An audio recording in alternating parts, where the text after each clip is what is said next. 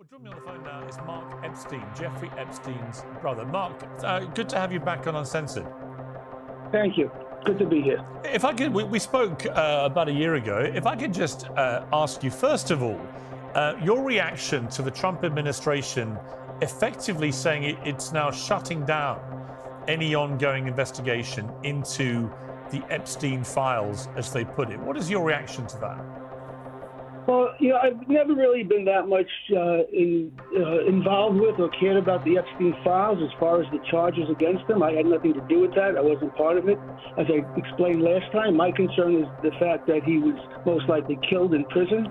That's what I'm concerned about. And the fact that they're trying to hide that or trying to shield that and trying to put it off as a suicide when everything else points against suicide, that's what I'm concerned about.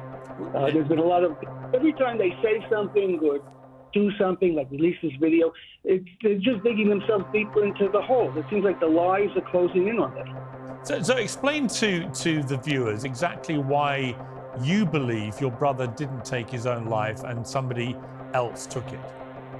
Okay, well, first of all, when I first heard that he was dead from the parent suicide, I had no reason to doubt it. I figured, well, he's in prison, what he was facing, he didn't have children or parents are gone. I figured, okay, if he decided to take himself out, I would just respect that.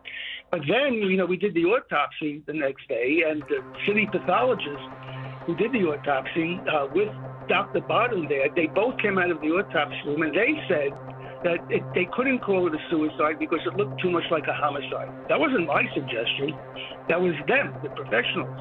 And then you get all the things that went wrong in the prison. The cameras weren't working on the maximum security tier.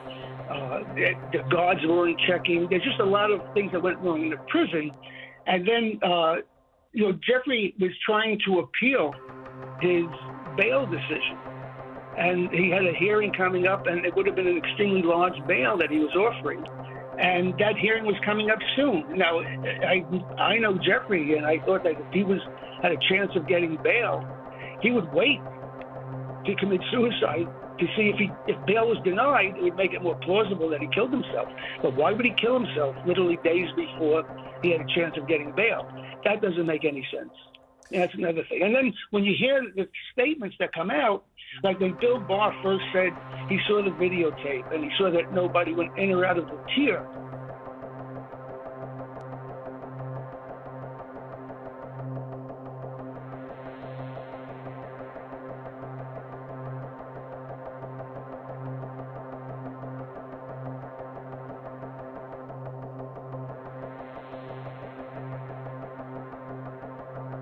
To think somebody could get to that door, go inside, kill somebody, and leave through that door completely undetected is just asinine.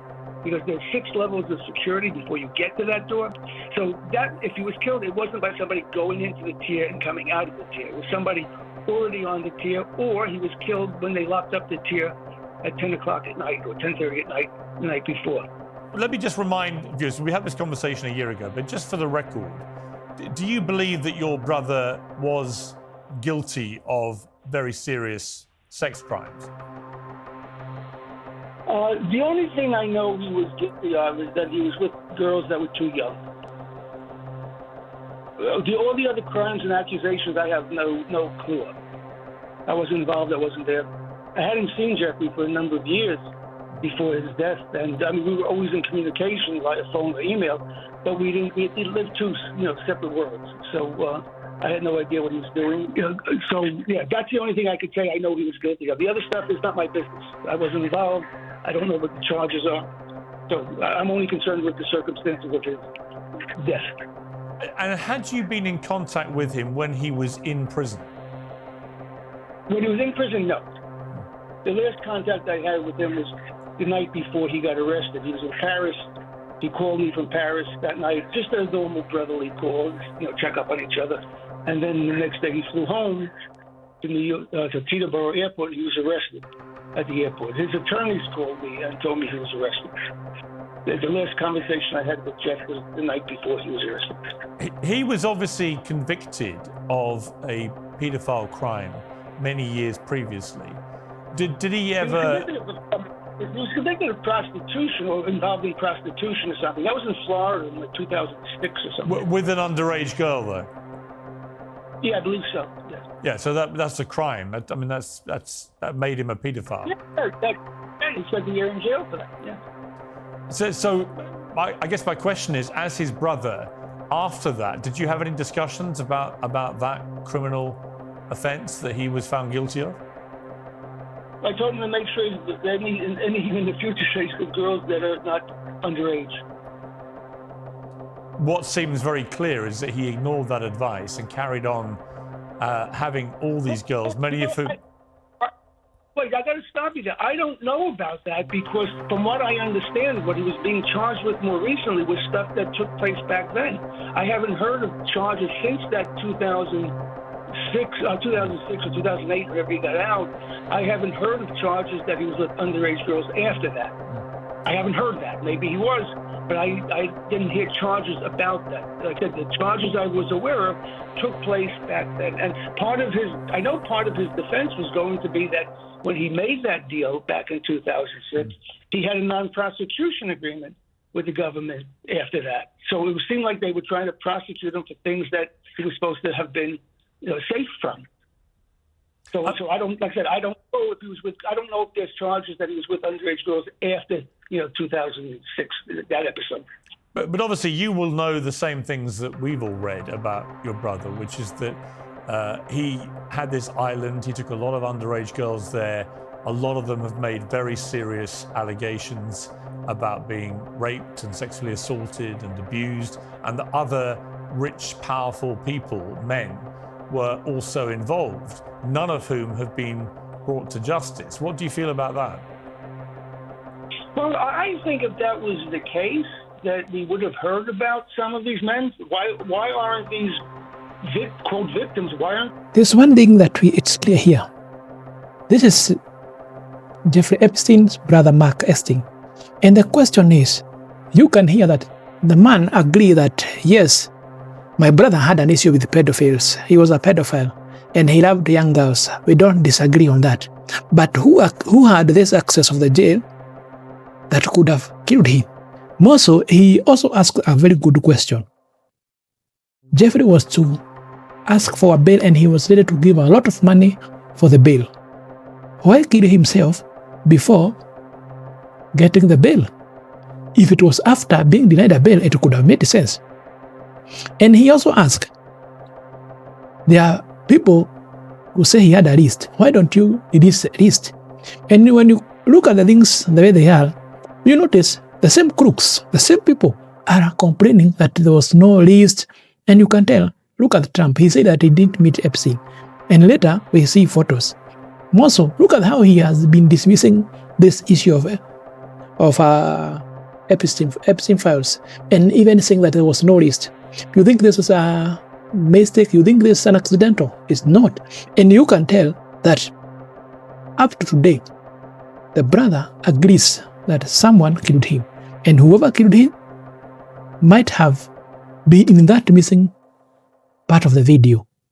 Those few seconds that we cannot see, that they are said to be deleted. And someone asked, do we have a daylight problem with CCTV where we always delete at least a minute or 30 seconds every day? This is not making sense. When you see people hiding such videos, you can tell something happened. It was not accidental that the day that Jeffrey Epstein decided to kill himself, that the video was not working. Then someone comes say, we have the files, we have the list. Now, there's no list. You think these things are happening out of nowhere? This was a very good plan. Planned well. And now, it's clear that someone is protecting the issue of friends, the same allies. Nothing else. Why aren't they naming names? Well, the suggestion is that there's been a...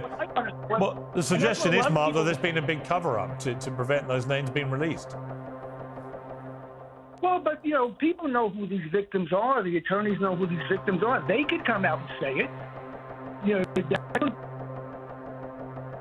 I mean, the Trump administration now says case closed. Do you think it should be closed, or should there be further investigation to establish exactly who else may have been involved? Well, again, I'm not concerned about that, to be honest with you. I mean, if wrongdoing was done, people should be punished, but I don't know that wrongdoing's been done. I know that I'm concerned about my brother's likely murder. The Trump administration... The Trump administration is also making it very clear that from all their investigations, they believe it is indisputable and 100% certain that your brother took his own life.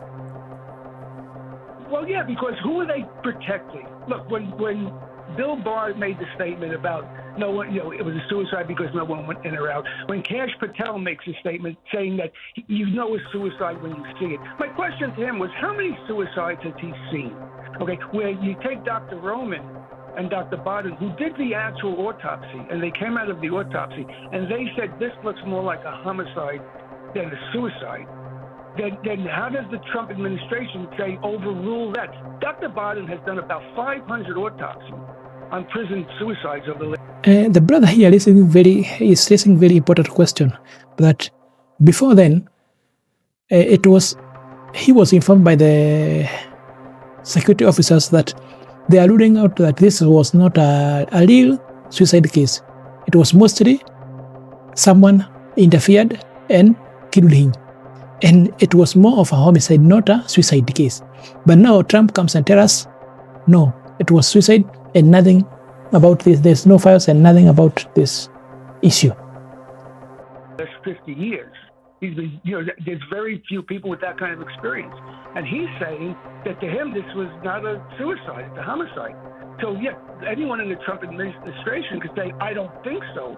But what's their backing? Like I said, when Kash Patel said, a suicide, when you see it, how many suicides has he seen? Is he a forensic pathologist?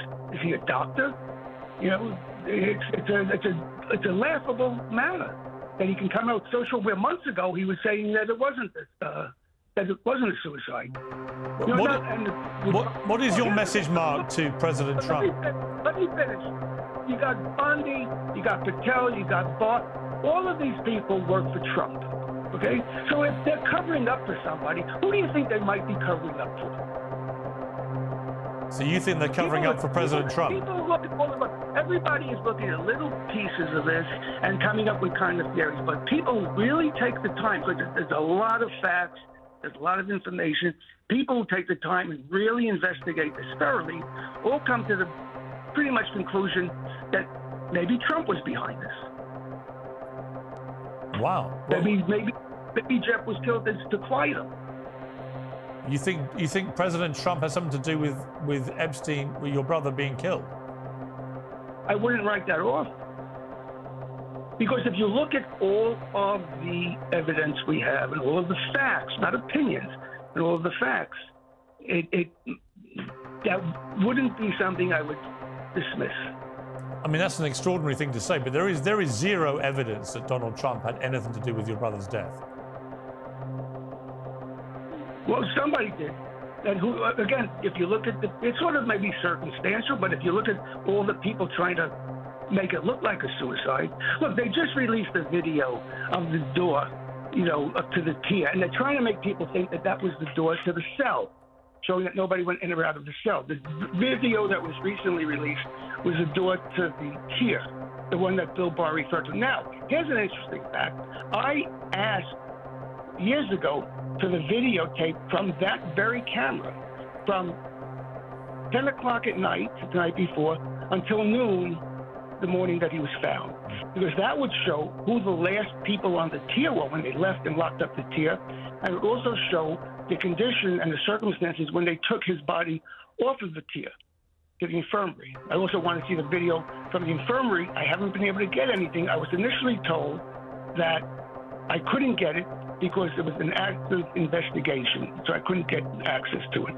After the investigation was over, I asked again, okay? And I have in writing a letter from the